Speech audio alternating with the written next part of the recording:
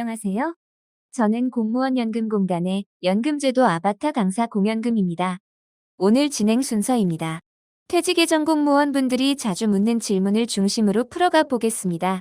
또한 실시간 댓글을 통해 상담도 진행하고 있으니 유튜브 로그인 후 질문을 남겨주시기 바랍니다. 오늘 진행되는 강의 참고 자료와 설문조사는 링크로 연결했습니다. 설명회가 끝난 후 다운받으시기 바랍니다. 참고로 설문조사에 참여하셔야 출석 확인이 되며 100분을 추첨하여 커피 쿠폰도 드릴 예정이오니 설문조사에도 꼭 참여해주세요.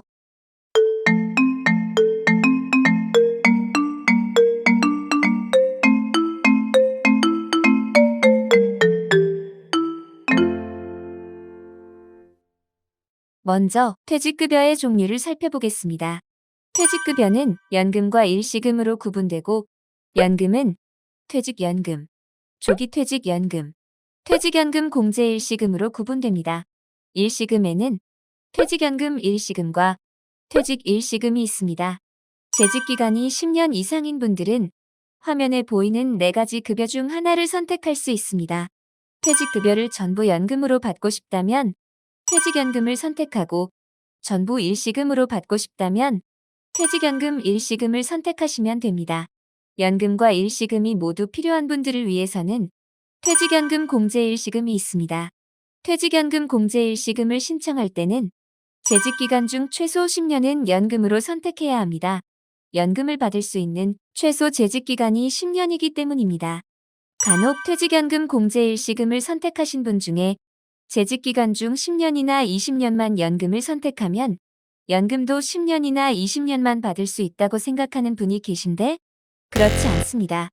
퇴직연금 수급자가 사망할 때까지 연금을 받을 수 있고 퇴직연금 수급자 사망 당시 공무원 연금법에서 인정하는 유족에 해당되는 분이 있다면 유족연금 승계도 가능합니다. 다만 재직기간 중 몇 년을 연금으로 몇 년을 일시금으로 선택하느냐에 따라 연금액과 일시금액 비율이 달라질 뿐입니다. 연금과 일시금 분할 비율을 결정할 때 최우선적으로 고려될 사항은 아마도 본인의 경제 상황과 건강, 퇴직 후 계획일 것입니다.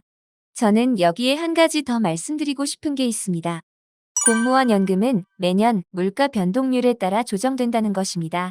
예를 들어 재직기간 중 30년을 연금으로 선택했을 때 연금월액이 250만 원이고 재직기간 중 28년을 연금으로 선택했을 때 연금월액이 230만 원이라면 연금월액 20만 원은 큰 차이가 아니라고 생각하실 수도 있습니다. 하지만 연금 받는 기간이 길어질수록 그 차이는 크게 벌어집니다. 물가가 매년 2%씩 인상된다고 가정했을 때 10년이 지나면 약 2,600, 20년이면 5,800, 30년이면 9,700, 40년이면 1억 4,500만 원 정도를 더 받을 수도 있고 덜 받을 수도 있습니다. 내가 100살까지 살 수 있을지는 알 수 없지만 90세나 100세 노인을 흔히 볼 수 있는 것만은 분명합니다. 그러므로 퇴직연금 공제일시금에 연금과 일시금 기간을 어떻게 분할하면 좋을지 고심하고 계시다면 연금은 매년 물가 인상률에 따라 조정되는데 물가가 계속 인상된다면 이것은 복리효과와 같고 나는 생각보다 오래 살 수 있다는 점도 고려하시기 바랍니다.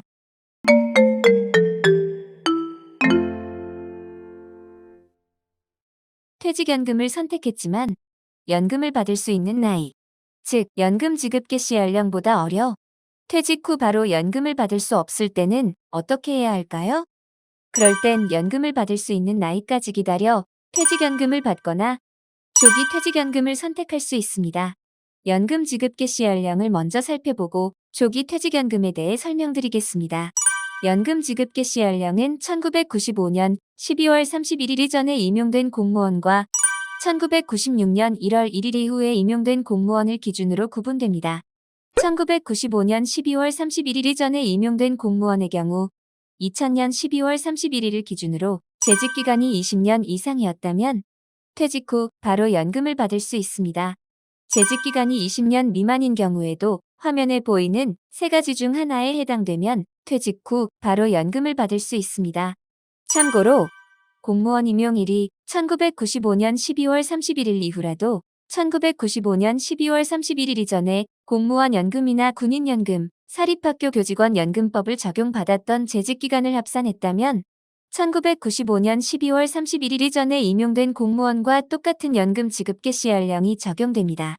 그러나 1996년 1월 1일 이후에 임용된 공무원부터는 연금을 받을 수 있는 나이가 65세로 단계적으로 연장됩니다. 화면에 보시는 것처럼 2024년에서 2026년 사이에 퇴직한 공무원의 연금 지급 개시 연령은 62세입니다. 60세 정년을 기준으로 2년이 지나야 연금을 받을 수 있는데요. 이 기간에 대한 경제적 준비가 안 됐다면 조기 퇴직연금을 신청할 수 있습니다.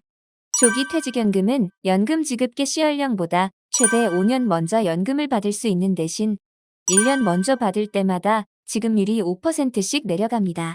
예를 들어 퇴직연금이 250만 원인데 조기 퇴직연금을 신청해서 2년 먼저 연금을 받는다면 250만 원의 90%인 225만 원을 받게 됩니다.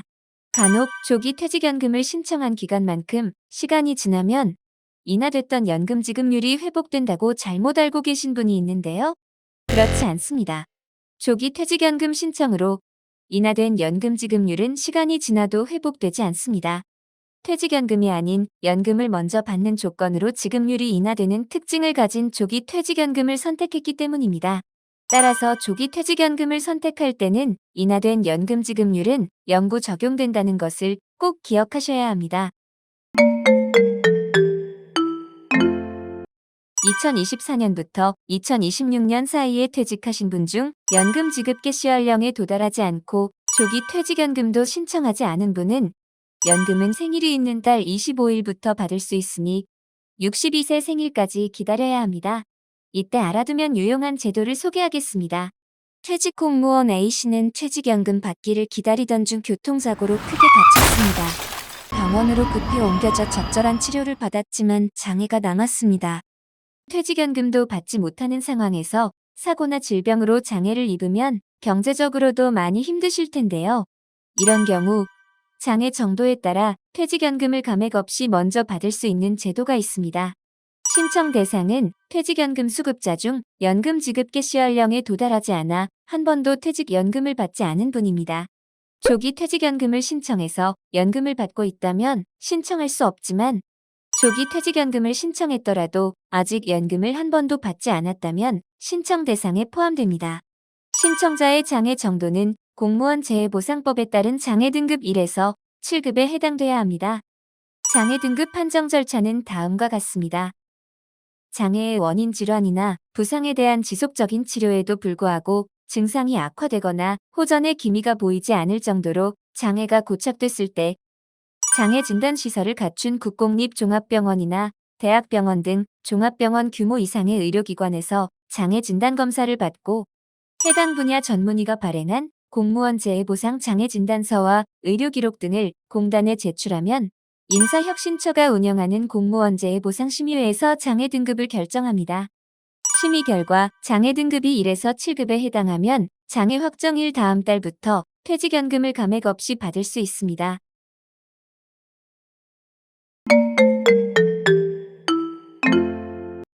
지금까지 10년 이상 재직한 분들이 선택할 수 있는 퇴직급여에 대해 살펴보았는데요.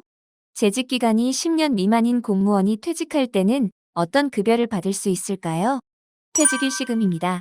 공무원 재직기간이 10년 미만일 때는 퇴직급여를 일시금으로 받을 수밖에 없지만 과거에 혹은 앞으로 국민연금에 가입하여 공적연금 연계제도를 활용하거나 공무원연금, 군인연금, 사립학교 교직원 연금 등이 적용되는 기관에 재취업하여 재직기간을 합산한다면 앞으로 연금을 받을 수도 있습니다. 이렇게 해서 퇴직급여 종류에 대해 모두 설명드렸는데요. 이번엔 퇴직수당에 대해 살펴보겠습니다.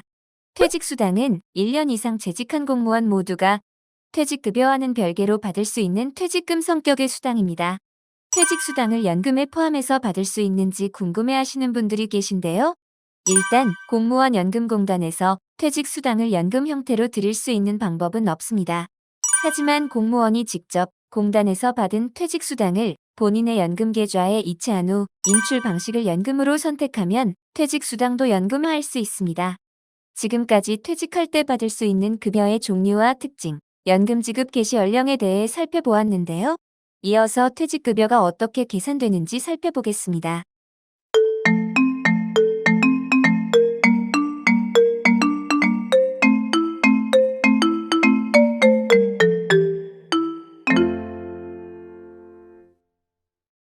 퇴직급여를 얼마나 받을 수 있을지 직접 계산해 보신 분 계신가요? 안 계실 겁니다. 공단 홈페이지에서 쉽고 정확하게 조회할 수 있으니까요. 같이 한번 접속해 볼까요? 공단 홈페이지 첫 화면에서 재직 공무원 퇴직급여 예상액 조회 순으로 선택하고 로그인하면 조회 시점을 기준으로 퇴직급여 계산액을 볼 수 있습니다. 익숙한 화면인가요? 퇴직을 앞두고 매일매일 방문하지만 금액 변동이 없어 답답한 분도 계실 것 같은데요. 지금부터 설명드릴 퇴직급여를 계산하는 몇 가지 기준을 알면 마음이 편안해질 수 있을 겁니다. 제일 먼저 재직기간이 보이네요. 공무원 연금법에서 재직기간은 퇴직급여 산정의 기초가 되는 재직연월수로 기여금 납부 의무를 가진 기간입니다. 재직기간표를 살펴볼까요? 가로로는 2009년 12월 31일 이전 기간인 1기간과 2010년 1월 1일 이후 기간이 2기간과 3기간으로 구분되어 있는 걸 볼 수 있습니다. 이렇게 구분하는 이유는 공무원 연금법 개정으로 퇴직급여를 산정하는 기준이 변경됐기 때문입니다. 세로도 한번 살펴볼까요? 퇴직급여와 퇴직수당으로 구분되어 있네요. 아마도 퇴직급여와 퇴직수당 재직기간이 같은 분도 있고 다른 분도 있을 것입니다. 공무원 연금법에서 재직기간은 기본 재직기간과 가산기간으로 구분되는데 퇴직급여 재직기간에는 합산기간, 공무원 임용 전 군복무기간, 소급통산기간과 같은 가산기간이 포함되지만 퇴직수당 재직기간은 기본 재직기간만 포함하고 직위 해제나 정직, 강등, 휴직 등의 기간은 해당 기간의 50%만 재직기간에 반영하기 때문입니다. 따라서 가산기간이 있거나 재직기간의 50%만 반영되는 감축기간이 있는 경우 퇴직급여 재직기간과 퇴직수당 재직기간이 다를 수 있습니다. 표 아래에 있는 2015년 12월 31일 기준 재직기간과 상한은 2015년 12월 31일 기준으로 재직기간이 얼마였느냐에 따라 재직기간 상한이 결정되기 때문에 그 내용을 표기한 것입니다. 현재 공무원 연금은 기본 재직기간과 가산기간을 합해 최대 36년까지만 재직기간으로 인정합니다. 이 얘기는 실제로 36년만 근무할 수 있다는 것이 아니라 더 오래 근무해도 퇴직급여와 퇴직수당을 계산할 때는 재직기간 상한까지만 반영하고 기여금도 재직기간 상한까지만 낸다는 뜻입니다. 아마도 정년퇴직을 앞두고 계신 분들은 대개 재직기간 상한에 도달해서 기여금 납부가 면제됐을 텐데요. 기여금 납부가 면제된 이후로는 1년이 지나도 예상 퇴직급여가 크게 달라지지 않을 것입니다.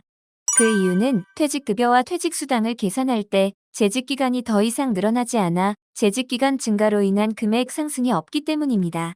그렇다고 퇴직급여와 퇴직수당이 전혀 늘어나지 않는 것은 아닙니다. 공무원 보수 인상 등으로 월급이 계속 오르고 있다면 기준소득월액이 결정되는 매년 5월을 기준으로 퇴직급여와 퇴직수당이 소폭 상승할 수 있습니다. 그럼 매달 기여금을 납부하고 있을 때는 언제 예상 퇴직급여를 조회하면 좋을까요? 매월 2일입니다. 재직기간은 공무원 임용일이 속하는 달부터 퇴직일의 전날 또는 사망일이 속하는 달까지의 연월수로 계산하기 때문입니다. 공무원 임용일이 속하는 달부터 계산한다는 말은 예를 들어 1월 1일 임용된 공무원이나 1월 31일 임용된 공무원이나 공무원 연금의 재직기간은 똑같이 1개월이란 뜻입니다. 임용일자에서 날짜는 빼고 년도와 월만으로 재직기간을 계산하기 때문입니다. 따라서 월 초에 임용돼 한 달을 근무했든 월 말에 임용돼 하루만 근무했든 똑같이 한 달치 기여금을 내고 재직기간도 똑같이 1개월 인정을 받게 되는 것입니다. 반면 퇴직은 퇴직일의 전날이 속하는 달까지만 재직기간으로 인정됩니다. 그렇다면 12월 1일에 퇴직한 공무원의 재직기간은 언제까지일까요? 12월 1일의 전날이 속하는 11월까지입니다. 그럼 재직기간을 한 달 늘리고 싶을 땐 며칠 날 퇴직해야 할까요? 12월 2일입니다. 이걸 응용해 보겠습니다. 어떤 분이 6월 30일에 예상 퇴직급여를 조회하고 7월 1일에 또 조회를 했다면 퇴직급여에 변동이 있었을까요? 재직기간 가산 신청을 하거나 기준소득월액 수정이 있지 않는 한 금액은 같았을 것입니다. 하지만 7월 2일에 조회했다면 재직기간이 1개월 늘어나 예상 퇴직급여도 올랐을 것입니다. 이제 재직기간이 어떻게 계산되는지 확실히 알았으니 예상 퇴직급여를 조회할 때도 퇴직급여가 맨날 똑같다며 스트레스 받지 말고 기여금을 내는 분은 매월 2일, 재직기간 상한에 도달하여 기여금 납부가 면제된 분은 매년 5월을 기준으로 예상 퇴직급여가 변동된다는 것을 기억하세요. 그리고 또 하나, 정기적으로 예상 퇴직급여를 조회하신다면 조회 결과는 화면의 출력 단추를 눌러 인쇄물로 보관하세요. 인쇄를 하면 인쇄 시간이 표기되어 퇴직급여 변화 추이도 확인할 수 있습니다.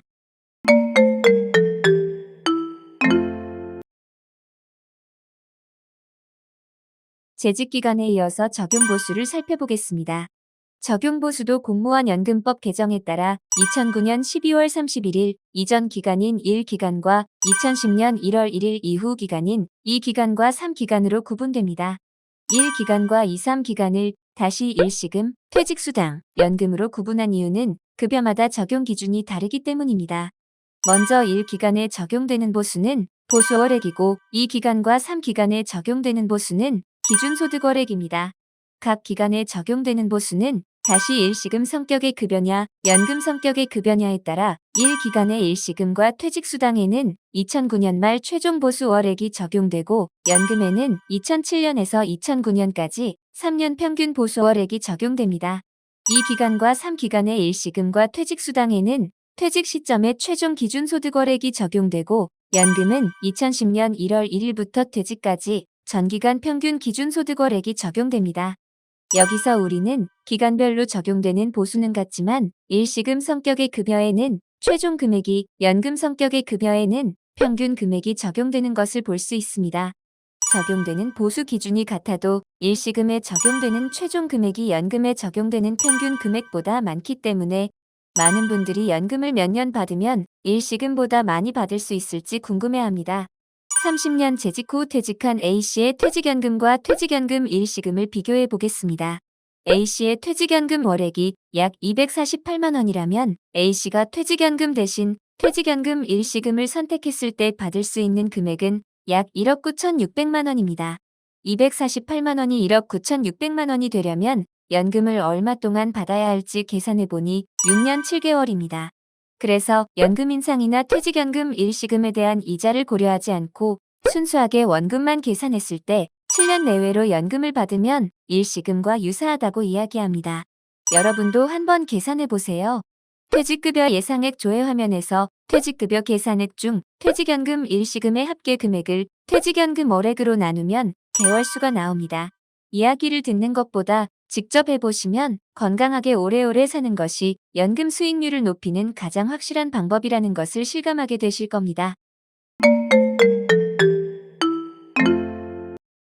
연금의 필요성을 알면 알수록 더 신경 쓰이는 게 있습니다. 남들은 연금을 얼마나 받는가입니다. 특히 나이도 같고 공무원 임용이며 직급과 퇴직일도 같은 동료의 연금이 궁금합니다. 설마 나보다 더 많이 받는 것은 아니겠죠? 결론부터 말씀드리면 임용일, 승진 시기, 직급, 퇴직일이 모두 같아도 연금액은 서로 다를 수 있습니다. 그 이유를 살펴보겠습니다. 앞서 2009년 12월 31일 이전 기간인 1기간에 적용되는 보수는 보수월액이고 2기간과 3기간에 적용되는 보수는 기준소득월액이라고 말씀드렸습니다. 여기서 보수월액은 직급과 호봉에 따라 산정되는 보수로 1년 동안 받은 기본급과 정근수당, 정근수당 가산금의 합계액을 12개월로 나눈 금액입니다. 2009년 12월 31일 이전 기간의 연금은 2007년에서 2009년까지 3년 평균 보수월액이 적용되므로 첫째, 3년 평균 보수월액의 평균액이 다르면 연금액의 차이가 발생할 수 있습니다. 또한 2010년 1월 1일부터 퇴직할 때까지의 평균 기준소득월액이 다르면 연금액의 차이가 발생할 수 있습니다. 기준소득월액이란 2010년 1월 1일 이후 기간의 퇴직급여를 산정하는 기준보수로 공무원 보수관계 법령에 의한 소득 중 비과세 소득을 제외하고 산정합니다. 자세한 산정 방식은 화면에 보이는 것처럼 다소 복잡하지만 하나씩 살펴보겠습니다. 먼저 개인 기준소득은 공무원 보수관계 법령에 의한 소득 중 비과세 소득을 뺀 금액입니다. 세계보수란 성과급, 초과근무수당, 연가보상비를 말합니다. 성과급에 해당하는 보수는 공무원 직종에 따라 성과상여금, 성과연봉, 직무성과금, 상여금이 있고 초과근무수당에는 시간 외 근무수당, 야간 근무수당, 휴일 근무수당이 있습니다. 마지막으로 연가보상비는 사용하지 않은 연가일수 중 금전으로 보상받은 금액입니다. 산정 방식을 자세히 보면 세계보수에 대해서는 개인의 연간 소득액을 빼고 직종 직급별 평균액을 더하는 것을 볼 수 있습니다. 이렇게 하는 이유는 기준소득원래기, 퇴직급여를 산정하는 기준금액이기 때문에 직종이 같고 직급도 같은 공무원의 퇴직급여가 형평을 이룰 수 있도록 세계보수에 대해서는 개인별 소득을 빼고 직종 직급별 평균액을 더하는 것입니다. 그런 다음 12개월로 나눠 월평균 소득을 구하고 공무원 보수 인상률을 곱하면 개인의 기준소득원래기 나옵니다.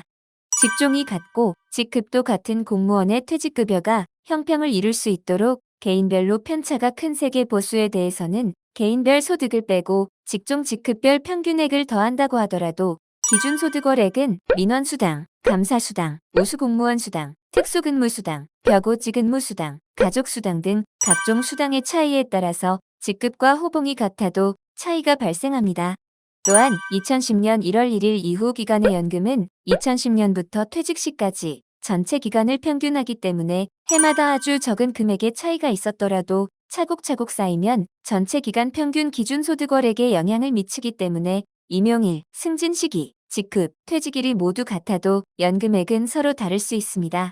또한 공무원 임용 전 군복무 기간 산입, 공무원, 군인, 사립학교 교직원 연금법 적용 경력 합산 등에 따라 재직기간과 그에 따른 연금 지급률, 기준 보수 적용 방법 등의 차이가 발생하여 조건이 비슷한 동료와도 연금액이 다를 수 있습니다. 따라서 누가 나보다 연금을 더 받나 덜 받나의 촉각을 곤두세우기보다 퇴직 후 시간을 즐겁고 보람되게 보낼 준비를 하는 것이 훨씬 현명한 선택입니다.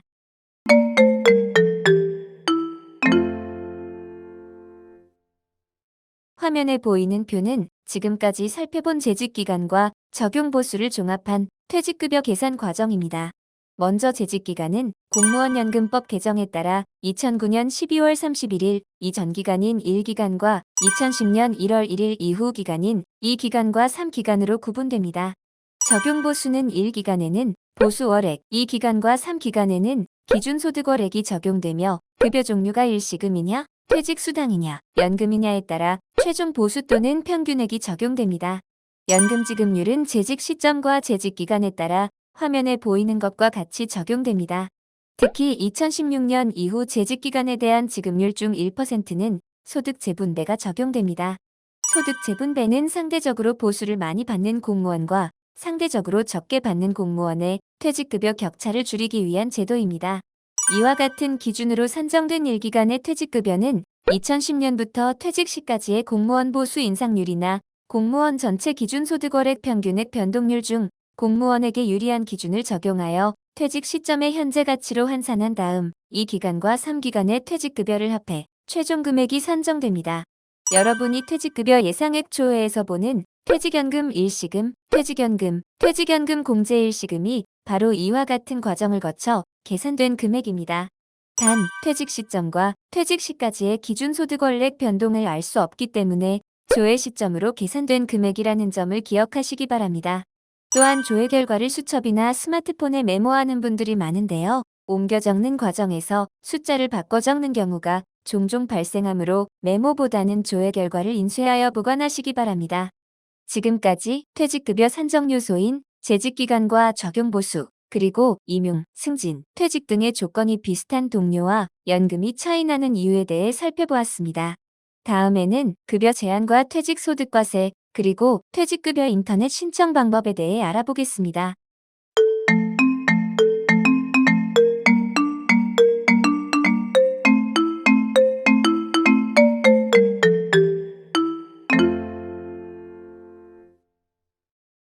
말년 병장은 떨어지는 낙엽도 조심해야 한다고 하는데 퇴직을 앞둔 공무원도 마찬가지입니다. 순간의 잘못된 판단과 행동으로 금고 이상의 형을 받으면 퇴직급여가 최대 2분의 1까지 제한될 수 있기 때문입니다. 화면에 보이는 것처럼 형벌로 인해 급여가 제한되는 사유는 크게 세 가지입니다. 먼저 재직 중에 발생된 사건으로 인해 금고 이상의 형을 받으면 급여가 제한됩니다. 형법에 따르면 형의 경주는 사형, 징역, 금고, 자격 상실, 자격 정지, 벌금 순인데 그중 사형, 징역, 금고에 해당되면 급여가 제한됩니다. 집행유예를 받아 교도소에 가지 않은 경우도 급여 제한 대상일까요? 그렇습니다. 집행유예의 경우에는 실제 수감 생활을 하지 않았다 하더라도 교정적인 목적으로 형 집행을 일정 기간 유예한 것이지 형은 선고된 것이기 때문에 급여 제한 대상에 포함됩니다. 급여 제한의 예외사항이 있는데요. 먼저 직무와 관련 없는 과실입니다. 직무와 관련 없는 과실로 인정받기 위해서는 판결문에 반드시 가해자의 행위에는 고의성이 없고 이와 같은 결과가 발생될 것을 예견할 수 없었다는 과실치상과 같은 문구가 정확히 기록돼 있어야 합니다. 반면 고의로 인한 범죄 행위는 모두 급여 제한 대상입니다. 예를 들어 음주운전으로 사고를 내고 금고 이상의 형을 받는다면 음주운전을 하면 사고 위험이 높고 처벌받는다는 것을 알고도 한 행동이기 때문에 고의성이 인정되어 급여가 제한됩니다. 두 번째 예외사항은 소속 상관의 정당한 직무상 명령을 따르다 생긴 과실입니다. 여기서 포인트는 직무상 명령이 아니라 정당한입니다. 소속 상관이 명령했더라도 그 명령이 정당한 것이 아니었다면 예외 없이 급여 제한 대상입니다. 탄핵 또는 징계에 의해 파면됐을 경우에도 급여가 제한됩니다. 금품과 향응수수, 공금 횡령, 공금 유용으로 해임된 경우에도 급여가 제한됩니다. 급여 제한 금액은 5년 이상 재직한 공무원을 기준으로 금고 이상의 형 확정 시 퇴직급여의 2분의 1과 퇴직수당의 2분의 1입니다. 퇴직급여 제한은 공무원과 정부가 반반 부담하는데 정부가 부담한 부분을 제한하겠다는 의미로 해석할 수 있습니다. 또한 급여 제한으로 감액된 퇴직급여액이 이미 납부한 기여금 총액에 법정 이자를 더한 금액보다 적을 경우에는 기여금의 이자를 가산한 금액을 지급합니다. 공단은 퇴직급여를 정확하게 지급하기 위해 퇴직 예정 공무원이 퇴직급여 신청 시 동의한 개인정보 수집 이용 동의를 바탕으로 경찰청에 1차 범죄 경력 조회를 합니다. 그런 다음 퇴직급여 심사를 마치고 급여를 통장에 입금하기 전에 다시 한번 2차 범죄 경력 조회를 하는데요. 이때 1차 때는 없던 수사 진행 중이란 표시가 나오는 분이 있습니다. 이렇게 수사나 재판이 진행 중인 경우에는 급여 지급을 유보합니다. 재직기간 5년 이상을 기준으로 퇴직연금 일시금, 퇴직연금 공제 일시금, 퇴직 일시금은 2분의 1을 유보하고 퇴직연금은 급여 제한 사유가 확정된 날이 속하는 달까지 감액되지 않기 때문에 전액 지급합니다. 진행 중이던 수사와 재판이 종료돼 불기소 처분을 받거나 금고 이상의 형을 받지 않거나 금고 이상의 형의 선고유예 판결을 받고 유예기간이 지나면 유보됐던 퇴직급여와 퇴직수당을 공단에 신청할 수 있습니다. 반면 금고 이상의 형이 확정되면 지급이 유보된 급여를 신청할 수 없고 퇴직연금은 형이 확정된 날의 다음 달부터 2분의 1이 제한됩니다. 퇴직 후에도 재직 중에 발생한 사건으로 금고 이상의 형이 확정되면 제한되는 금액만큼 받았던 급여를 돌려주어야 합니다. 퇴직일 전날 자정까지는 공무원 신분이 유지됩니다. 간혹 공노연수에 들어가면 퇴직한 것이라고 생각하는 분이 계신데요. 그렇지 않습니다. 공직 생활을 끝까지 무탈하게 마무리해서 퇴직급여라는 공든탑을 잘 지키시기 바랍니다.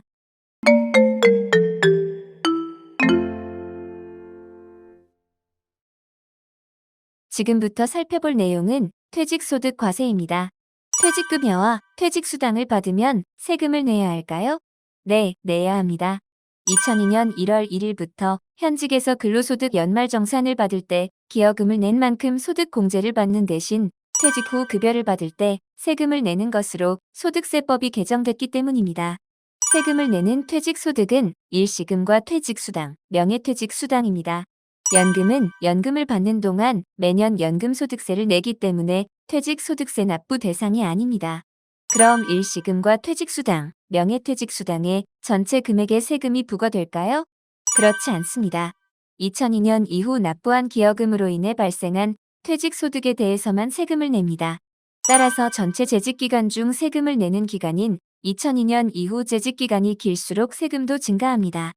정년 퇴직하는 분이 연금이나 일시금을 선택했을 때의 퇴직소득세 예시입니다. 장기간 재직하고 정년퇴직하여 연금을 선택한 경우 퇴직소득세는 미미하게 발생하고 일시금을 선택한 경우에는 일시금과 퇴직수당이 모두 과세 대상 급여에 해당되어 정년퇴직보다 소득세가 증가하는 것을 볼 수 있습니다. 명예퇴직은 명예퇴직수당이 퇴직소득 과세 대상이기 때문에 정년퇴직보다 전반적으로 세금이 증가하는 것을 볼 수 있습니다.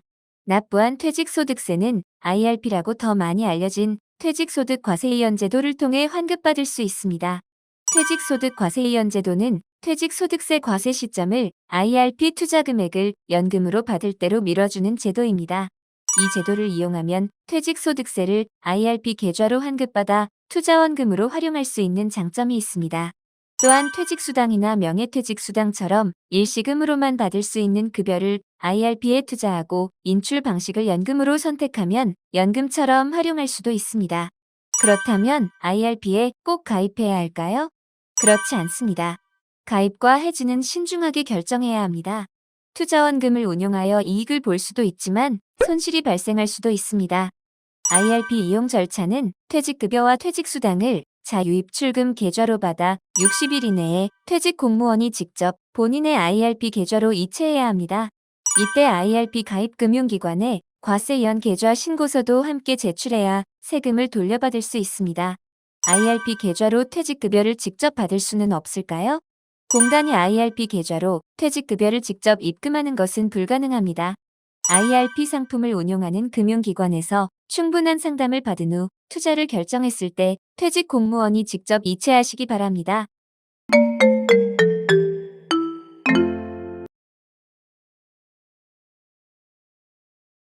드디어 퇴직급여 신청입니다. 퇴직급여는 퇴직일로부터 5년 이내에 신청할 수 있습니다. 5년이 지나면 소멸시효가 완성돼 퇴직급여를 신청할 수 있는 권리가 사라집니다. 퇴직 후 연금을 바로 받을 수 없는 경우 연금 지급 개시 연령까지 기다렸다가 퇴직급여를 신청하는 분이 계신데 그보다는 퇴직 후 바로 퇴직급여와 퇴직수당을 신청해서 퇴직수당은 일시에 먼저 받고 연금은 지급 개시를 기다리는 것이 경제적인 면에서도 유리합니다. 공단도 퇴직급여를 가능한 빨리 드리기 위해 사전 신청 제도를 운영하고 있습니다. 퇴직급여 사전 신청 대상은 정년퇴직자와 명예퇴직자이며 일반직 공무원은 퇴직 1개월 전부터 교육직 공무원은 퇴직 2개월 전부터 사전 신청을 할 수 있습니다. 퇴직급여를 사전 신청했더라도 퇴직일보다 먼저 퇴직급여를 드릴 수는 없습니다. 하지만 퇴직급여 심사를 미리 진행할 수 있기 때문에 사전 신청을 하신다면 보통은 퇴직 후 10일 이내에 퇴직급여를 받을 수 있습니다. 신청 방법은 PC를 이용한 인터넷 신청과 공무원 연금공단 앱을 이용한 모바일 신청, 그리고 신청서를 직접 작성한 후 우편이나 팩스로 공단에 보내는 방법이 있습니다. 인터넷 신청과 모바일 신청을 할 때는 반드시 공인인증서나 금융인증서로 로그인해야 합니다. 아이디 로그인이나 간편 인증으로는 퇴직급여 신청을 할 수 없습니다. 퇴직급여를 받을 수 있는 계좌는 퇴직예정 공무원 본인 명의의 자유입출금 계좌입니다. 기업은행, 시티은행, 신한은행, 우리은행, 제주은행에서 가계자금 융자 알선 대출을 받은 경우에는 해당 은행의 자유입출금 계좌로 퇴직급여를 받아야 합니다. 그리고 IRP 계좌, 공무원 연금 평생안심 통장, 증권 계좌 등으로는 퇴직급여를 받을 수 없습니다. 공단을 통해 받은 대출이 있다면 퇴직급여에서 다음과 같이 공제됩니다. 먼저 연금 대출은 연금을 제외한 퇴직급여 또는 퇴직수당에서 원천 공제됩니다. 대여학자금은 일시금을 선택한 경우에는 퇴직수당에서 원천 공제됩니다. 반면 연금을 선택한 경우에는 3년 이내 분할 상환도 가능합니다. 연금 원액의 2분의 1 범위 내에서 1년, 2년, 3년 단위로 분할 상환할 수 있습니다. 기업은행, 시티은행, 신한은행, 우리은행, 제주은행에서 가계자금 융자 알선 대출을 받은 경우에는 대출금을 원천 공제하지 않는 대신 해당 은행의 자유입출금 계좌로 퇴직급여를 받아야 합니다. 또한 대출금 상환이 완료될 때까지는 연금도 해당 은행의 계좌를 통해 받아야 합니다. 끝으로 금융기관 알선 대출은 개인이 별도로 상환해야 합니다.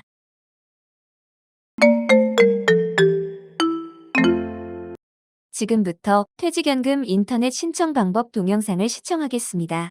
공직생활의 결실이자 새로운 삶의 밑거름을 마련하는 역사적인 순간인 만큼 눈과 귀를 쫑긋 세우고 들어주세요.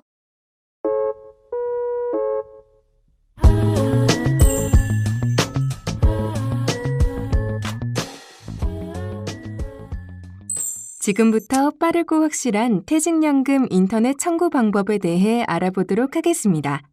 이 영상을 참고하시어 퇴직 후에 즉시 공단으로 퇴직연금을 청구해 주세요. 먼저 공무원 연금공단 홈페이지에 접속한 다음 재직 공무원 메뉴를 클릭합니다. 클릭 후 나타나는 재직 공무원 메뉴 중 퇴직급여 인터넷 청구 버튼을 클릭합니다. 공무원 본인이 직접 청구해야 하므로 본인 인증을 위해 공인인증서를 통한 로그인을 하셔야 합니다. 공인인증서 로그인 버튼을 누르세요. 해당하는 공인인증서를 클릭한 후 인증서 암호를 입력합니다. 만약 공인인증이 없는 경우에는 금융기관에서 공인인증서를 발급받은 후 인증서 등록 방법을 참고하여 인증서 등록 후 로그인하실 수 있습니다. 본인 인증이 완료되면 인터넷 청구를 하실 수 있습니다. 먼저 공무원 정보란에 있는 퇴직일 항목에 달력 표시를 눌러 본인의 퇴직일을 입력해 주시기 바랍니다. 다음으로 퇴직 사유 항목에 콤보 박스를 눌러 본인의 퇴직 사유를 선택합니다. 이제 급여 종류를 체크합니다. 재직 기간 전체를 연금으로 받고자 하는 경우 전액 연금을 체크하면 매월 받으실 수 있는 예상 연금액이 표시되고 동시에 퇴직수당은 퇴직급여와 함께 청구로 체크되면서 퇴직수당도 청구됩니다. 퇴직수당은 재직기간 1년 이상이면 수령하실 수 있는 급여로서 예상금액 역시 우측에 표시됩니다. 만일 퇴직수당을 추후에 따로 받길 원하신다면 퇴직급여와 함께 청구에 체크된 버튼을 해제하시면 됩니다. 이제 다음 버튼을 클릭합니다. 만약 재직기간의 일부는 연금, 일부는 일시금을, 즉 퇴직연금 공제 일시금으로 지급받길 원하는 경우에는 연금과 일시금을 체크합니다. 그리고 연금공제 일시금 예상액 산정의 재직기간을 입력하여 조회 버튼을 누르면 매월 지급받을 월 연금액과 일시금 예상금액이 표기됩니다. 연금기간은 10년 이상 월 단위로 입력 가능합니다. 다음으로 형벌사항을 체크해 주시고 선택이 완료되면 다음 버튼을 클릭합니다. 다음은 연금 지급 개시 연령 화면입니다.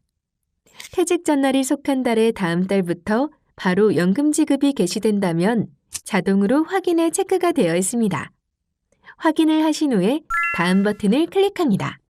한편 연금 개시 연령이 바로 개시되지 않는다면 지급 연월을 확인하여 확인란에 체크하면 됩니다. 만약 연금을 감액해서 조기에 당겨받는 조기퇴직연금을 선택하실 경우에는 조기에 받고 싶은 연수로 선택하면 됩니다. 참고로 조기에 연금을 받고자 하는 경우 1년씩 당겨받을 때마다 연금액의 5%씩 감액되어 지급되므로 신중하게 선택하시기 바랍니다. 선택이 완료되면 다음 버튼을 누릅니다. 대여 학자금 잔액이 남아있는 경우 상환 방법에 대한 선택입니다. 먼저 청구일자 기준 대여 학자금 잔액은 국고 대여 잔액에서 확인하실 수 있으며 이 금액을 일시상환이나 분할상환, 일부 분할상환의 방법으로 상환할 수 있으며 전액 일시상환이면 해당 란에 체크하시면 됩니다. 이때 주의하실 점은 일시상환 선택 후 공단에서 퇴직급여 지급 시 대여 학자금을 공제하고 지급된 이후에는 다시 분할상환으로 변경하실 수 없습니다. 남아있는 대여 학자금 전액을 분할상환하길 원하신다면 분할상환 희망기간을 체크하시면 됩니다. 1년, 2년, 3년 중에 선택하실 수 있고 원하는 분할기간을 선택하시면 매월 공제되는 금액을 확인하실 수 있습니다. 분할상환 금액은 매월 연금에서 공제됩니다.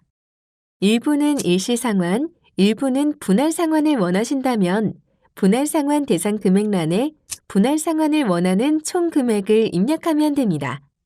그러면 자동으로 일시 공제 대상액이 표시되며 분할상환 기간을 선택하면 매월 공제되는 금액이 우측에 표시됩니다. 이때 입력한 분할상환 대상 금액은 매월 분할 공제되는 금액이 아니라 분할상환을 원하는 총 대상 금액을 입력하는 것입니다. 이 점 유의하여 입력하시기 바랍니다. 다음으로 고객님의 주소 및 연락처를 등록하는 화면입니다. 먼저 급여 산정 안내문과 연금 수급 중 정보 제공 안내문 수신 방법을 선택합니다. 우편, 이메일 또는 수신 거부 등을 선택할 수 있습니다. 수신 거부 선택 시 공단에서 제공하는 중요 정보를 안내받지 못할 수 있으니 이 점 양지하여 주시기 바랍니다. 향후 장애 자녀의 유족 권리 상실을 예방하기 위해 장애 자녀 유무 여부에 체크해 주세요. 다음으로 주소를 확인합니다. 시스템에 표시된 주소와 실주소가 상이하다면 우편 번호 찾기 버튼을 눌러 새로운 주소를 입력하시고 이동 전화번호, 자택 전화번호, 이메일 주소 역시 확인하여 주시기 바랍니다. 입력된 메일 주소가 재직 중에만 사용할 수 있는 기관 메일인 경우 개인 메일 주소로 수정하여 입력해 주세요. 다음은 고객님께서 퇴직급여를 수령할 은행과 계좌번호를 등록하는 화면입니다. 원하시는 금융기관을 선택하시고 우측에 계좌번호를 입력한 후 계좌 확인 버튼을 눌러 정상 계좌인지 확인하세요. 퇴직급여는 본인 명의의 계좌로만 수령 가능하므로 반드시 본인 계좌를 적어주셔야 합니다. 그러나 본인 명의 계좌이더라도 IRP 계좌, 공무원 연금 평생 안심통장, 생활안전자금 대출, 금융기관 알선 대출 등의 경우에는 화면의 유의사항에 따라 입력하시기 바랍니다. 유의사항과 달리 계좌를 입력할 경우 계좌 보완 등으로 급여 입금이 지연될 수 있습니다. 퇴직연금과 퇴직수당은 각각 다른 계좌로 청구하실 수 있습니다.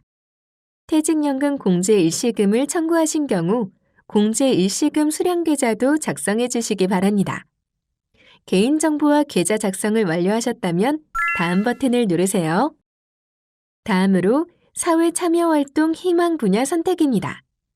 사회참여 관심 분야를 선택하시고 희망 활동 지역을 선택하시기 바랍니다. 그리고 봉사단 가입 동의 여부를 선택하신 다음 마지막으로 개인정보 수집 및 활용 동의에 체크하고 다음 버튼을 클릭하십시오. 퇴직연금 청구 내용 입력이 끝났습니다. 최종적으로 청구하신 내용이 맞는지 청구서를 확인하시고 수정하실 내용이 있으면 수정 버튼을 눌러 다시 청구서 작성 단계로 돌아가 수정하실 수 있습니다. 모든 내용이 올바로 기재되었다면 청구 확정 버튼을 눌러주십시오. 청구 확정 버튼을 누르셔야 최종적으로 퇴직급여 청구가 완료됩니다. 청구 확정까지 마치시면 고객님의 휴대폰으로 접수 확인 문자가 발송됩니다. 감사합니다. 그간 크고 작은 국가 일도 척척 처리해왔는데 왠지 퇴직급여 신청이 더 떨리는 것 같습니다. 퇴직연금 인터넷 신청 방법 동영상을 다시 한번 찬찬히 보고 싶은 분들은 유튜브에서 퇴직연금 인터넷 청구 방법을 검색하시기 바랍니다. 물론 지금 진행되고 있는 설명회 영상을 다시 보실 수도 있습니다. 그리고 만에 하나 연금을 일시금을 연금으로 잘못 신청했더라도 바꿀 기회가 있으니 안심하세요. 먼저 퇴직급여가 통장에 입금되기 전에 변경할 수 있습니다. 통장에 입금이 됐더라도 입금 일로부터 30일 이내에 퇴직연금 일시금 변경 신청서를 제출하면 퇴직급여를 바꿀 수 있습니다. 참고로 퇴직급여를 전액 연금으로 선택했다면 최초로 연금을 받은 날부터 30일 이내입니다. 이렇게 퇴직급여를 입금받은 다음에 변경하는 경우에는 급여를 받은 날의 다음 날부터 반납일까지의 이자를 같이 반납해야 합니다. 이율은 해당 연도마다 1월 1일 현재 전국 은행이 적용하는 정기예금 금리 중 가장 높은 금리가 적용됩니다. 지금까지 퇴직급여 제한과 퇴직소득 과세 그리고 퇴직급여를 인터넷으로 신청하는 방법에 대해 살펴보았습니다.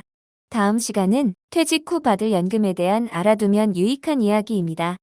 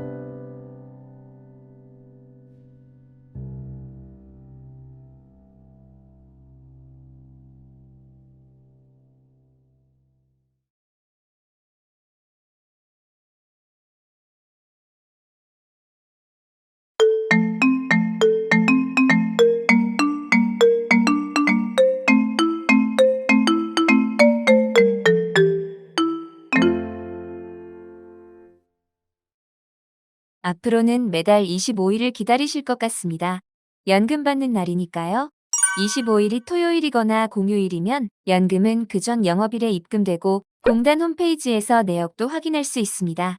연금 받는 계좌를 바꾸는 가장 쉬운 방법은 공무원 연금 고객센터로 전화하는 것입니다. 매월 20일 이전에 변경하면 신청하신 달부터 변경된 계좌로 연금을 받을 수 있습니다. IRP 계좌나 입금 한도가 제한돼 있는 계좌는 사용할 수 없고 증권 계좌는 간혹 미입금되는 사례가 있으니 시중은행의 자유입출금 통장을 이용하시는 것이 가장 좋습니다. 공무원 연금은 통계청의 전국 소비자 물가 변동률에 따라 매년 1월 조정됩니다. 연도별 연금 인상률에서도 보듯이 물가가 내려가는 일은 극히 드물기 때문에 통상 연금은 매년 1월 인상된다고 이야기합니다. 그럼 2월이나 3월부터 연금을 받아도 연금이 물가에 따라 오를까요? 아닙니다. 물가 변동률은 매년도 1월 1일 현재 연금 수급자를 기준으로 반영되기 때문에 연도 중에 연금을 받기 시작했다면 다음 연도부터 적용 대상입니다. 또한 퇴직 후 바로 연금을 받을 수 없는 연금 지급 개시 연령 및 도래자의 연금은 매년 1월 공무원 보수 인상률에 따라 변동되며 물가 변동률은 실제로 연금을 받을 때부터 적용됩니다. 연금을 받을 권리는 타인에게 양도하거나 담보로 제공할 수 없으며 압류도 할 수 없습니다. 연금을 압류할 수 없다는 의미는 연금이 지급되기 전에 공단으로 압류 신청을 할 수 없다는 뜻입니다. 하지만 연금 수급자가 세금을 체납하여 연금이 국세징수법이나 지방세법에 의한 체납 처분 대상이 된 경우에 한해서는 공단으로 압류 신청을 할 수 있습니다. 그럼 금융기관 등의 채무가 있을 때는 어떨까요? 채권자가 공단으로 압류를 신청하여 연금을 받을 권리 자체를 제한할 수는 없지만 연금이 연금 수급자 통장으로 입금된 뒤에는 개인 재산이기 때문에 압류될 수 있습니다. 이런 경우 공무원 연금 평생안심 통장을 활용하여 매월 185만 원까지 압류를 방지할 수 있습니다. 재산이 압류되는 상황에서도 최저 생계비를 보호받을 수 있는 공무원 연금 평생안심 통장은 전국 15개 은행에서 만들 수 있습니다. 평생안심 통장을 만든 후에는 연금 수급계좌 변경 신청을 해야 하는데요. 월 연금액이 185만 원을 초과한다면 공무원 연금 평생안심 통장과 일반 입출금 통장이 필요합니다. 또한 공무원 연금의 유족연금을 받을 권리는 퇴직연금 수급자가 사망할 당시 부채가 많아 유족이 상속을 포기한 경우에도 보장됩니다. 유족연금은 민법상 상속 재산이 아니기 때문에 상속 포기와 상관없이 받을 수 있는 것입니다. 이처럼 경제적으로 힘이 들 때 더 힘이 되는 공무원 연금은 거주의 자유도 보장합니다. 연금 수급자가 해외로 이민을 가거나 국적을 상실해도 계속 연금을 받을 수 있기 때문입니다. 연금은 연금 수급자의 신청에 따라 국내 또는 해외 계좌로 입금되며 본인이 원할 경우에는 일시 청산도 가능합니다.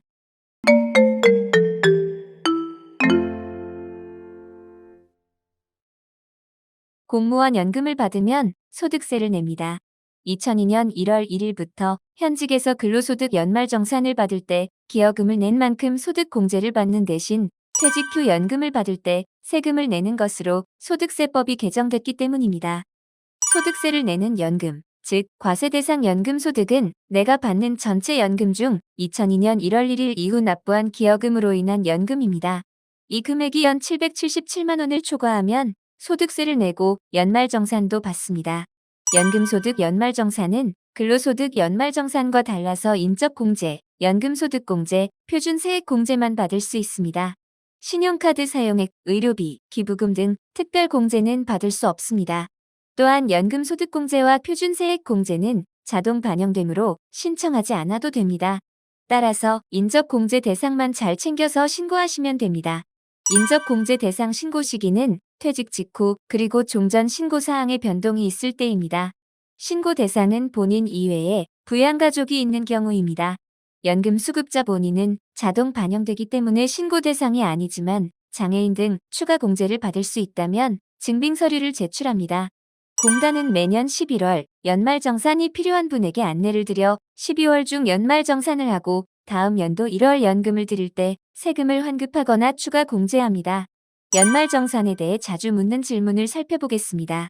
6월 말 퇴직으로 근로소득과 연금소득이 있을 때 연말정산은 어떻게 할까요? 근로소득은 재직했던 기관에서, 연금소득은 공무원 연금공단에서 각각 합니다.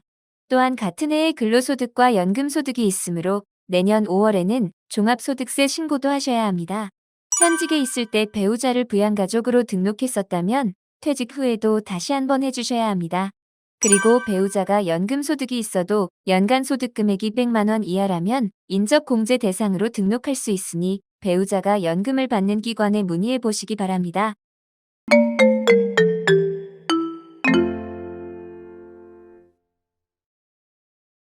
연금정지제도는 모르면 걱정, 알면 안심이 되는 제도입니다. 먼저 연금수급자가 다시 공무원이나 사립학교 교직원, 군인으로 재임용되면 연금은 전액 정지됩니다. 국회의원이나 도지사, 시장, 군수, 구청장과 같은 선출직 공무원으로 취임하면 연금이 전액 정지됩니다. 단, 선출직 공무원 중 지방의회의원은 지방의회의원 보수가 본인 연금액보다 많으면 전액 정지하고 지방의회의원 보수가 본인 연금액보다 적으면 차액만큼 연금을 받습니다. 그리고 연금수급자가 정부가 전액 출자출연한 기관에 취업하여 근로소득 금액이 전년도 공무원 평균 기준소득월액보다 1.6배 이상 많으면 연금이 전액 정지됩니다. 왠지 퇴직 후 연금 전액 정지 한번 돼보면 좋겠다는 생각이 들 정도로 누구나 해당될 수 있는 조건은 아닙니다. 반면 근로소득이나 임대소득을 포함한 사업소득이 있는 분들은 혹시나 연금 일부 정지 대상이 될까 걱정합니다. 그래서 만든 것이 이 조견표입니다. 2024년 1년 12개월을 모두 일하는 것을 조건으로 연금 일부 정지가 시작되는 지점은 총급여가 4,346만 원이고 이때 매달 연금에서 정지되는 금액은 240원입니다. 만약 총급여가 4천만 원이 안 된다면 소득이 있어도 연금 일부 정지 대상이 안 된다는 뜻입니다. 그럼 연금 일부 정지 최대 금액은 얼마일까요? 본인 연금액의 2분의 1입니다. 물론 연금 일부 정지 대상 소득에 연금은 포함되지 않습니다. 그러니 막연히 걱정하기보다 이 세 가지만 기억하셔도 안심이 되실 겁니다.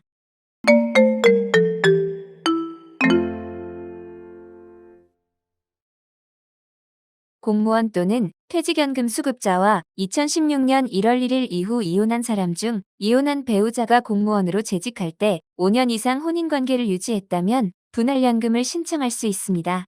신청 시기는 분할연금을 받을 수 있는 요건을 모두 갖춘 때로부터 3년 이내입니다. 연금 분할 비율은 공무원연금법에 따라 재직 중 혼인 기간에 해당하는 연금액을 똑같이 반으로 나누거나 법원 결정 또는 당사자 합의에 의해 분할 비율을 따로 결정할 수 있습니다. 분할 비율을 따로 결정할 때 중요한 것은 이혼 판결문이나 조정결정문, 이혼 조정서에 분할 비율이 구체적으로 명시돼야 한다는 것입니다. 예를 들어 퇴직급여 분할을 신청하지 않는 조건으로 다른 재산을 분할했다 하더라도 그 내용이 문서로 정확히 남아있지 않고 이혼한 배우자가 분할연금을 청구한다면 연금을 분할해 줄 수밖에 없습니다. 따라서 필요시에는 공무원 연금법에 따른 분할급여는 청구하지 않는다와 같은 문구를 명시하는 것이 중요합니다. 참고로 분할연금은 분할연금 수급자가 재혼해도 연금을 계속 받을 수 있지만 유족연금으로 승계되지는 않습니다. 대신 분할연금 수급자 사망 시 퇴직연금 수급자가 생존에 계시다면 분할됐던 연금이 퇴직연금 수급자에게 이전됩니다. 이어서 유족의 범위에 대해 살펴보겠습니다. 공무원 연금법에서 유족은 퇴직연금 수급자가 사망 당시 그가 부양하던 가족 중 다음의 조건에 해당하는 사람입니다. 먼저 배우자는 공무원 재직 시 혼인한 배우자여야 합니다. 이혼했다 재결합한 배우자는 유족이 될 수 있지만 재직 중 법률혼이든 사실혼이든 부부의 연을 맺은 사람이 한 명도 없다면 유족이 될 수 있는 배우자는 없습니다. 자녀가 유족이 되려면 미성년이거나 장애의 정도가 심한 장애인으로 퇴직연금 수급자가 부양했다는 사실이 입증돼야 합니다. 장애인 증명서는 전자정부 민원 24 등에서 발급받을 수 있고 부양 사실은 주민등록표상 주소가 같거나 사실상 주거와 생계를 같이 했거나 생활비나 요양비 등 경제적 지원을 한 것으로 입증해야 합니다. 참고로 공단은 장애로 인해 유족연금을 못 받는 일이 없도록 퇴직급여를 신청할 때부터 장애 자녀 사전 등록을 지원하고 있습니다. 유족의 순위는 민법상 상속 순위와 동일합니다. 직계비속 즉 자녀나 손자녀가 부모나 조부모보다 선순위고 배우자는 우선순위의 유족과 동순위입니다. 유족연금 지급률은 퇴직연금의 60%입니다. 유족연금을 받을 동순위자가 2명 이상인 경우에는 인원수에 따라 등분하여 지급하거나 유족들이 선정한 대표자에게 전액을 지급합니다. 만약 퇴직연금 수급자가 퇴직 후 3년 이내 사망한 경우라면 유족연금과는 별도로 유족연금 특별부과금을 드립니다. 부부가 모두 공무원이나 군인, 사학, 별정우체국법에 의한 연금 수급자인 경우에는 유족연금 지급률이 퇴직연금의 60%에서 30%로 줄어듭니다. 특수직역연금이 아닌 국민연금 수급자라면 60% 그대로 받을 수 있습니다. 지금까지 연금과 권리보호, 연금소득과세, 연금정지제도, 분할연금과 유족연금에 대해 살펴보았습니다. 공무원 연금에 대한 기본사항을 요약한 것이니 잘 기억하셨다가 필요할 때 활용하시기 바랍니다.